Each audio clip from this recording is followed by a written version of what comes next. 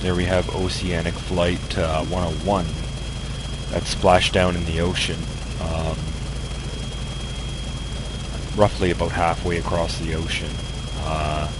It had problems with the engines. The reliability of the air filters was set. They were losing quality a little bit too quickly. Now I've done the adjustment, and I have much better performance at the same, roughly the same range that one flew. So I think we can easily make it across the ocean, plus more, with the adjustments I've made. Also, I've made a few other adjustments to make it not completely cut out, but to kind of just backfire a lot and give less power. So it's going to be a lot nicer. You'll be able to restart them and use them, until they cut out again, until those air filters are cleaned. So it's not like a complete dead situation, and you're going to see different engines failing at different times. Also, I've done a little bit of work on the oil. And how it affects, how its deterioration affects the engine. So a little bit more work has gone into the actual, behind the scenes stuff that you don't really look at, but it affects the gameplay considerably. This being the third flight, I had two crashes. The first one was due to engine failure. Modifications were made, and the second flight was due to, not due to engine failure. The engines were fine, but we were just landing to do some routine maintenance and checkups, and the gear collapsed under a landing that was too severe. So we had to abandon that aircraft, and at that time the aircraft was broken into many pieces when it crashed, but did survive. So these engines are very reliable now.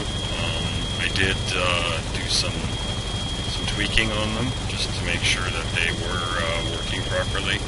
They did have a few settings that I had adjusted on the last release of ICE, but those settings seem to be inadequate when your flights are lasting longer than 20-30 minutes. So I had to do an adjustment. I think that it's a little bit more realistic now that the aircraft engines won't just completely die. They will sputter a lot. They might stall, but you can restart them.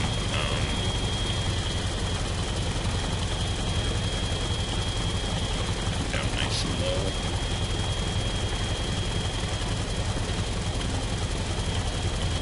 Yes, the cockpit's intact. The plane is severely damaged. The wings are gone. It does seem to be floating on its own. Yes. Yes, we do see a signal in the window. They are signaling us with a mirror. Okay, so great. They are alive. We'll call in a ship to pick them up. Although it could take a few days to get a ship out here. We will do that for them. Final approach. I'm gonna go rescue these guys. This is the third version of this aircraft. We have interior seating, and it's been revised so it's a little bit more stable to land, and more reliable.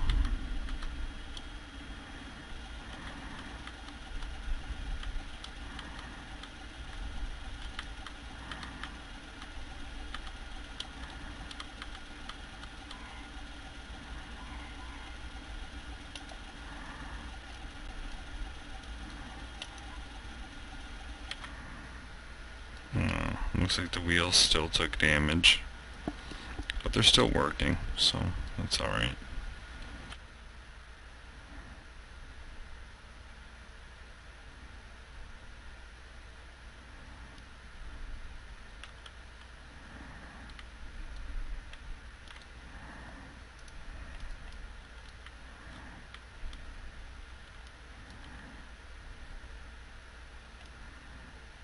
The ramp's a little high off the ground, so we may have to pull ahead a little bit or back up a little bit to get this guy in here.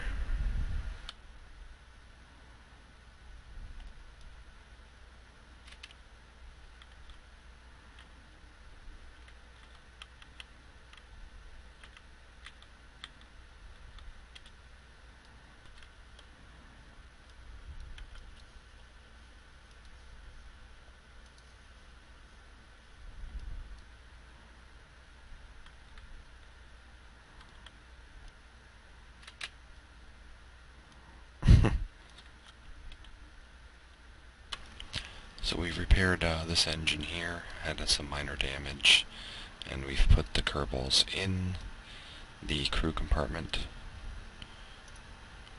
Close that up. Now we can continue our flight.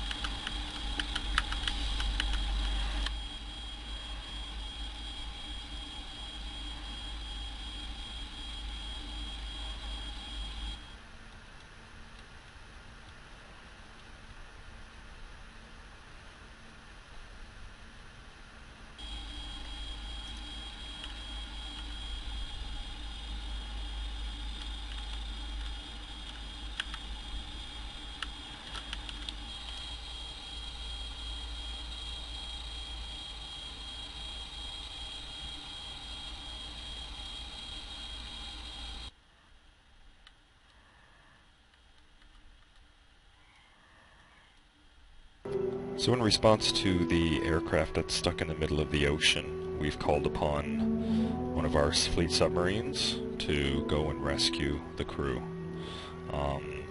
The new and improved handling and capabilities of the submarine make it perfect for this role. It won't be able to salvage the aircraft, but the crew can remove the flight data recorder and bring it with them. Well, you know, there's enough space on here for about 4 extra crew members with bunks, so we should be alright. You can use the dive planes to keep yourself going correctly. So as you can see underneath this, underneath the water here, the island has a slope down to the ocean floor over there, but we have quite enough clearance to ground up here. We then increase thrust to full.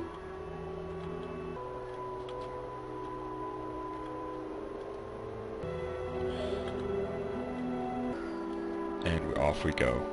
Now for the actual crash, we want to keep to a heading of about between 100 and 115.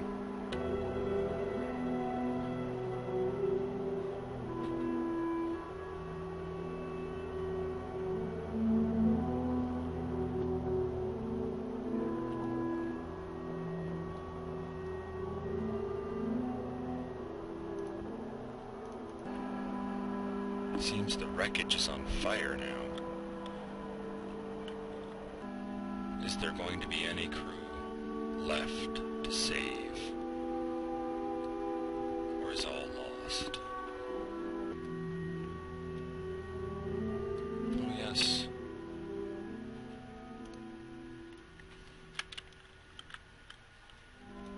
Yes, we have crew.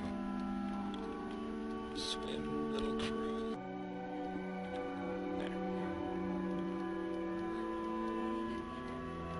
Just walk through this door. I don't have a collider on it for simplicity.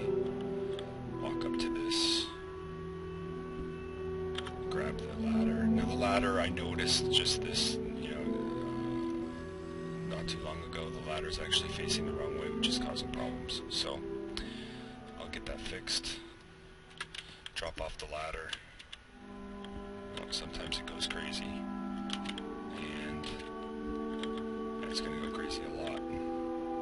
See, the ladder is facing backwards, so there we go. When the water level comes up, there we go. Okay, so we'll swim, then we'll walk. Okay. So anyways, we go to here, we just hit F. Climb up, and board. And he's in. So here we are, second guy, burning wreckage behind us. I'm going to get into this submarine. So now we have to get this guy into his seat, or bed, and we're done. So now with all the crew on board, we're going to pull out of range here. We don't want anybody getting their hands on the technology on board. Okay, 3 kilometers is good. Ready. You're going to target fire.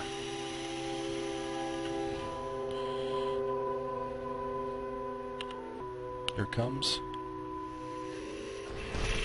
Oof. Bits and pieces flying everywhere. Okay. That's successfully destroyed. And we'll continue on our way. The crew is rescued.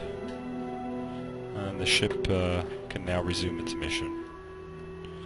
Resume course. We'll cut back to the aircraft and continue on their journey.